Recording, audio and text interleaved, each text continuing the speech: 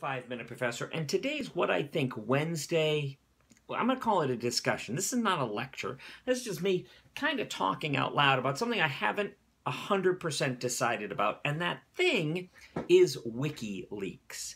Now, there are a couple of things I'm not sure about. I'm not sure if it's a good idea, which could be bad, or if it's a bad idea. I can't really 100% wrap my head around it. So I'm going to throw out some of my ideas, and I'd love to hear what you think about WikiLeaks. WikiLeaks. Why is that so hard to say? First of all, it shouldn't be so hard to say. Number two, is there anyone anywhere in the world who looks more like a Bond villain than Julian Assange? The man who is the founder, who is the spokesperson, who is the front piece for WikiLeaks. He looks like a Bond villain. There are people that played Bond villains that don't look as much like Bond villains as Julian Assange. Number three. Is it really good for there to be someone who takes documents that people thought were secret and makes them public? And I'm of two minds. First of all, if you knew that something which you were writing might become public, maybe you'd think twice about it before you sent it. Maybe you would. And it's not new. Secret communication has been around forever.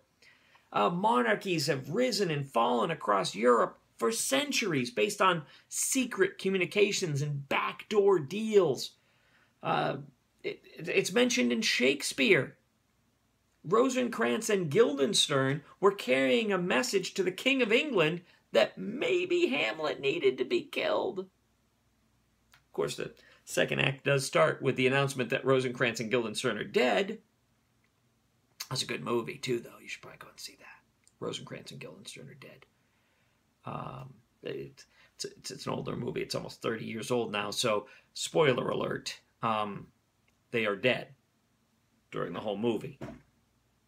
Just throwing it out there. Unrelated. So, secret communication, back and forth, sometimes it's important in international diplomacy. You have to know that in some cases it's important that in order for a deal to be worked out, it has to look like both sides won. And there can be a little give and take, but really, in international diplomacy, especially with the United States, especially with the country we call home, the greatest superpower on the planet, the other side needs to be able to say they won. They have to. They have to be able to. And there has to be the give and take. There has to be the ability for there to be communication, or international diplomacy cannot work. Here's another thing that concerns me. When you get part of a story because you get everything. Recently, there's news from the Democratic National Committee. The DNC, before any of the primary elections, had already chosen a candidate, which, by the way, is how it worked 100 years ago. They just chose somebody and told us who it was. Maybe 50 guys were in charge of deciding, and yes, they were all guys. So the fact that it's a failure of democracy is absurd, because there's nothing democratic about the process. But that's not important.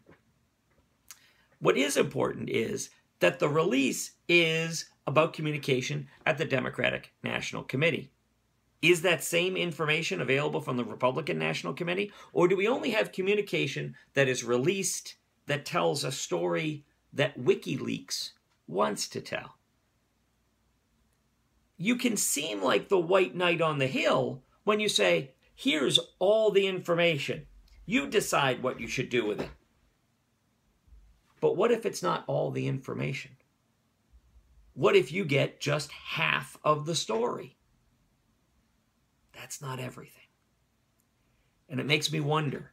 And I don't have a knee-jerk reaction about what's definitely right and what's definitely wrong, because it's complicated.